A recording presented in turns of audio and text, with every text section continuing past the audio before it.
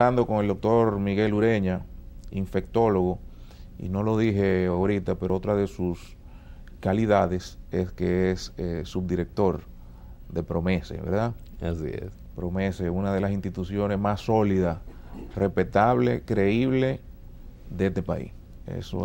Muchas gracias. Eso hay que decirlo. Aquí se decía siempre que habían dos instituciones que funcionaban, la Iglesia Católica y las Fuerzas Armadas, y que después el resto no servía para nada. Sí. Bueno, Promese es la tercera, porque eso funciona, eso es bueno. Muchas gracias, muchas gracias. Mire, doctor, yo no puedo tener un infectólogo en el set sin preguntarle de cólera, porque no es posible.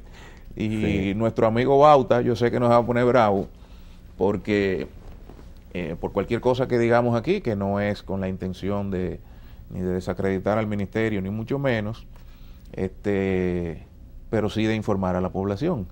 ¿Cuál es la situación al día de hoy con cólera? No, al contrario, yo creo que Bauta agradece siempre tener una mano amiga que informe a la población. Y damos la información no porque seamos una mano amiga de Bauta, sino porque, porque la realidad es la realidad. Y de hecho porque es un interés colectivo. Yo creo que el cólera, como todas las enfermedades pestilenciales de la humanidad, requiere del esfuerzo colectivo de un país entero y de todos los habitantes de un territorio para tratar de... ¿Cuál era el problema social? Es un problema, es una enfermedad social, es el resultado de una deuda social adquirida por países como el nuestro, que durante siglos hemos descuidado nuestra estructura de crecimiento y desarrollo, y que lo hemos hecho de una manera completamente desarticulada. De hecho, cuando uno mira las estadísticas del cólera en el planeta, uno se da cuenta que todos los países que la padecen son países que por alguna razón no han sabido, no han podido, no han tenido la capacidad para desarrollar políticas de salud articuladas al crecimiento demográfico, a la organización de sus servicios sanitarios. El cólera es un reflejo del desarrollo de un país y de hecho sería excelente como un índice de medición de desarrollo.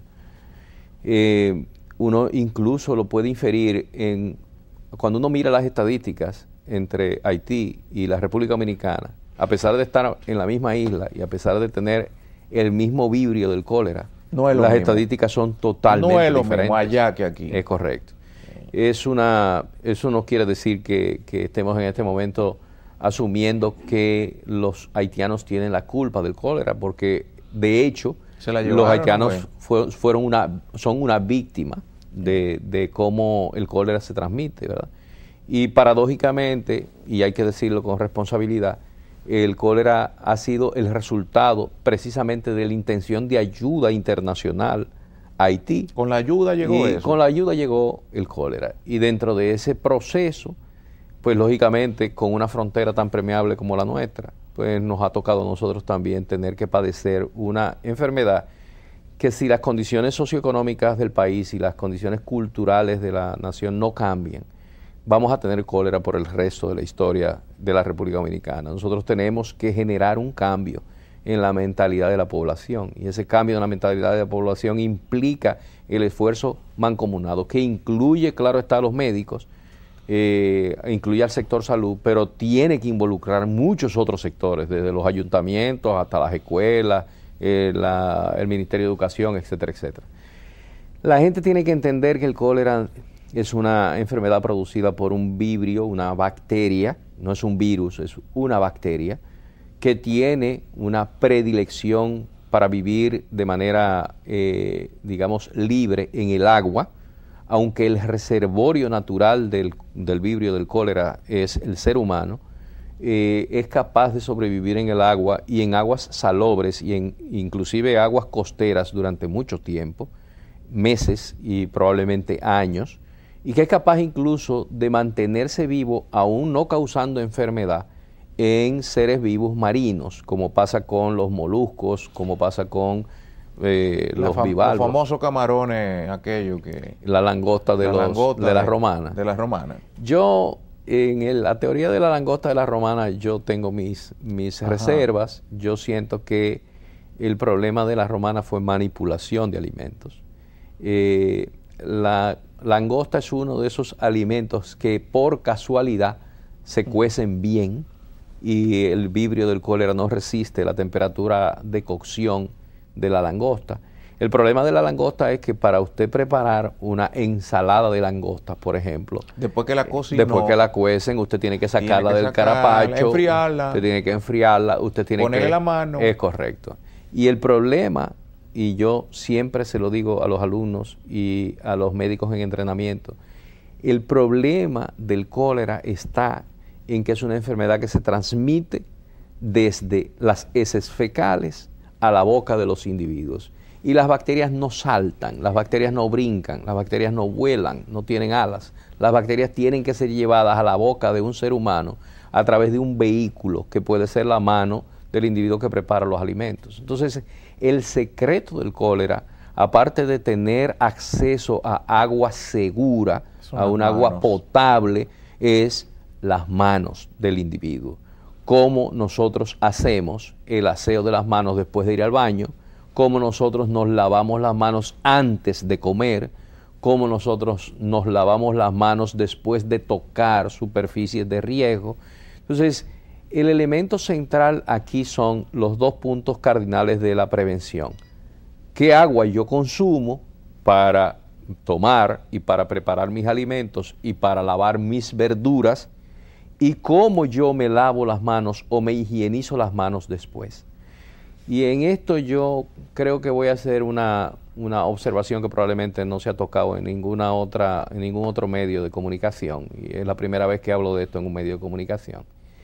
Existe un proyecto que a mí me ha resultado sumamente interesante. Es un proyecto que se inició hace casi 25 años en Suiza con una fundación que le dio el nombre de SODIS. Es una fundación suiza que hizo investigaciones para la aplicación de tecnología básica en la obtención de agua segura para el uso humano, y ellos empezaron a experimentar con el uso de la radiación solar para la esterilización del agua, aguas contaminadas, y llegaron a la conclusión de que si usted logra tener una botella de PET, que es el plástico que se usa para la confección de las botellas las botellas de agua que se venden de plástico, que se venden, las botellas de refrescos gaseosos que se venden, que son botellas transparentes o con un tono de azul muy tenue. Ellos lograron demostrar que si usted colocaba agua contaminada en los techos de zinc de las casas de países con dificultad para obtener agua segura, llenaba de agua esas botellas y las colocaba por 6 horas al sol, usted podía contar con la esterilización total del agua para consumo humano, liberándola de virus, de bacterias, de hongos y de parásitos. Lógicamente no estamos diciendo que estamos recomendando a la gente que ponga agua en su zinc, sí, porque deben ser variables muy controladas. No, y tiene que ser sobre la base de un programa que ojalá el ministerio asuma en un momento determinado una actitud proactiva para investigar la experiencia de este programa de SODIS en otros países, incluso en América Latina, porque ya hay experiencias en Bolivia, en Perú, sobre unos éxitos extraordinarios. Porque al fin y al cabo, el problema de evitar el cólera es desarrollar un programa de prevención de las enfermedades diarreicas. Porque de la misma manera en que usted se contamina con una ameba, por ejemplo, y usted tiene diarrea por una amebiasis, o de la misma manera que usted consigue una infección por Escherichia coli o una intoxicación alimentaria por cualquier otra cosa, de esa misma manera, cuando usted previene una diarrea, usted está previniendo el cólera de manera automática. Entonces, el proceso aquí es cómo obtener agua con garantía. ¿Se espera, doctor, que la letalidad del cólera vaya disminuyendo, que el cuerpo humano vaya creando una especie de resistencia de que el humano se vaya acostumbrando, digamos, por decirlo de alguna manera, a convivir con esa bacteria y que cada vez sea menos, digamos, menos dramática su clínica, su aparición. Sí, de hecho la experiencia dominicana lo ha demostrado. Si uno mira el número de casos... A lo primero le dio a Maduro. Sí, seguro, y le dio a más gente. En la medida en que el proceso epidémico va madurando en el tiempo... Y la bacteria circulando. La bacteria circula, las capacidades individuales mejoran para enfrentarla. El vibrio del cólera, si bien no es una bacteria que causa una reacción de defensa permanente en el tiempo, sí lo causa de manera temporal, pero temporalidad en este caso se puede hablar de 2 años. O sea, si usted le dio el cólera y le dio con síntomas, hay que decirle a la gente que muchos de nosotros ahora mismo podríamos tener el vibrio del cólera en el intestino y no tener síntomas, ¿verdad? O sea, de cada 5 individuos que ingieren la bacteria del cólera, solamente 1 o 2 desarrollan algún tipo de síntomas. De ese grupo que desarrolla los síntomas... Que no es que tampoco todo el que esté en contacto con cólera le va a dar cólera florido. Y se va a morir. Y se va a morir. Exactamente. Entonces, de hecho, de los que tienen síntomas, solamente una 1/5 parte llega a tener un cólera agresivo, letal, que puede causar la muerte. Y son los que salen en las estadísticas nacionales y en las estadísticas mundiales. Lo que quiero decir al final es que, de todas maneras, todo el que ha tenido contacto con el vibrio desarrolla de alguna manera una capacidad para defenderse. Y en el corto plazo podría volverse a encontrar con otro vibrio del cólera, pero o no va a padecer la enfermedad o lo va a padecer de una manera completamente benigna. Y esa es la causa por la cual se han desarrollado vacunas de vibrios cóleras orales, que desgraciadamente no tenemos todavía la posibilidad de usarla de manera masiva, pero que está en proceso de investigación y de producción en algunos países europeos. Mientras tanto, lo que se recomienda es una cosa extremadamente barata: lavado de manos de manera exhaustiva, de manera consciente, después de ir al baño, antes de preparar los alimentos. Una cosa tan fácil, tan barata, no hay que tener ningún dispositivo. Agua y jabón. Agua y jabón.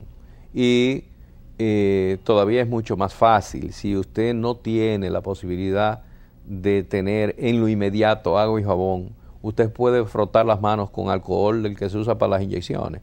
Y usted, con frotarse las manos con alcohol hasta que el alcohol se evapore, usted logra el mismo efecto del lavado de las manos, siempre y cuando las manos no estén llenas de tierra, no estén totalmente llenas de mugre, partículas. ¿verdad? Exacto. Bueno. Y la otra cosa es, conseguir agua segura no es tan difícil, es un proceso de conciencia ciudadana. Y a veces yo siento que es mucho más importante decirle a la gente qué tiene que hacer que decirle a la gente lo que tiene que evitar.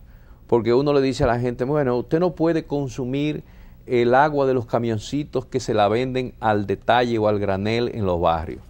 Muchas veces eso implica que la gente no tenga otra alternativa, que no sea salir a buscar el agua en botellas, que le sale mucho más costosa. El elemento aquí es saber cuántas gotas de cloro convencional, del que se usa para otros menesteres, yo necesito echarle a 1 galón de agua. Si usted logra conseguir de 4 a 5 gotas de cloro en 1 galón de agua convencional y dejarlo reposar por un periodo de 15 minutos antes de su consumo, usted puede garantizar que el agua usted la puede utilizar sin riesgos. Doctor Miguel Ureña, muchísimas gracias por su participación. Al contrario, por haber aceptado la invitación con nosotros. Siempre es un placer tenerlo aquí. Igualmente para mí. Muchas gracias. Muchísimas gracias.